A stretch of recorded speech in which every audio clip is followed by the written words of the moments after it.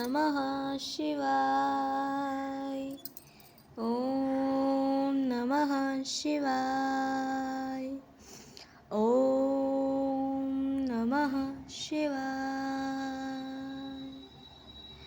शिव महापुराण सप्तम वायव्य संहिता 24वां अध्याय शिव पूजन विधान।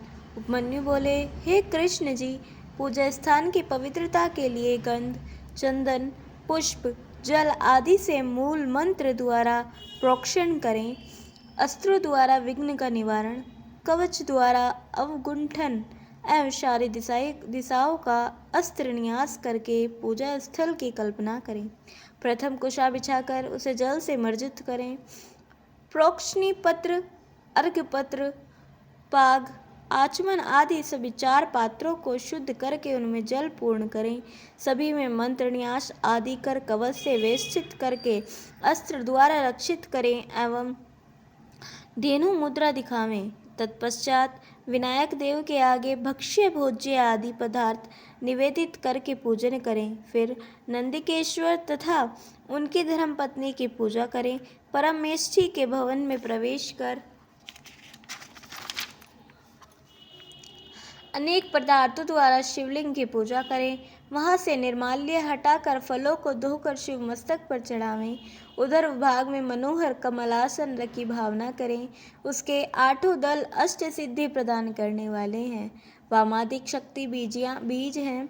इन सब का न्यास करें। इसके बाद अनादि अनंत रूप भगवान शंकर का पूजन करें। पंचगव्य द्वारा स्नान करावें। स्नान आदि हो जाने के पश्चात मनोहर वस्त्र और यज्ञोपवीत चढ़ावें। बाद अर्घ, धूप, नैवेद्य, गंध, पुष्प, आभूषण, जल, तांबूल एवं आचमन आदि निवेदित करके रतन, जटिल, मुकुट, पुष्प, छत्र, चवर, ताल, व्यंजन, दर्पण आदि सभी वस्तुएं समर्पित करें। मंगलान करके आरती उतारें। मस्तक पर सुगंधित भस्म लगावें तथा नैवेद्य प्रदान करें। पुष्पांजलि अर्पण करें। जल द्वारा आचमन करावें। भगवान शंकर को प्रणाम करके अपराधों के लिए क्षमा की याचना करें। यदि इस प्रकार की मानसिक भावना से पूजन किया जाए तो सर्वोत्तम फल की प्राप्ति होती है।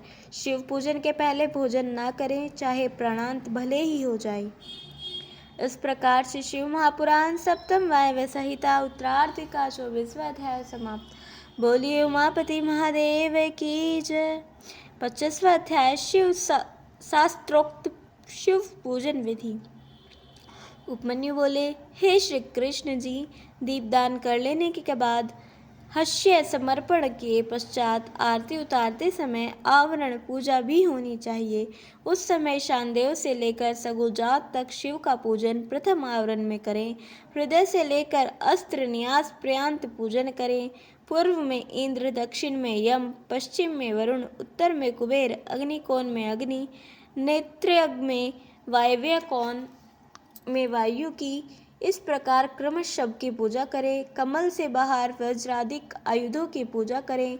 सभी स्थानों में 8 लोकपालों की पूजा कर फिर देवी दर्शन करके आवरण देव की पूजा करें। सुगंधित पुष्प आदि समर्पण कर घृत का दीपक जलावें। अपनी शक्ति से किया हुआ शिव पूजन धनवान तथा निर्धन दोनों को समान फल देता है। हे श्री कृष्ण जी, सबसे गुप्त तथा विशेष बात तो यह है कि जब शिव में अनन्य भक्ति हो तभी प्राणी की मुक्ति होती है। इस प्रकार से शिव महापुराण सप्तम वायव्य संहिता उत्तरार्ध का 26वां अध्याय समाप्त। बोलिए उमापति महादेव की जय। कल हम सुनेंगे 26वां अध्याय षटोपटांग शिव पूजन विधि एवं 27वां अध्याय हवन कृत्य वर्णन। तब तक के लिए जुड़े रहें। हर हर महादेव।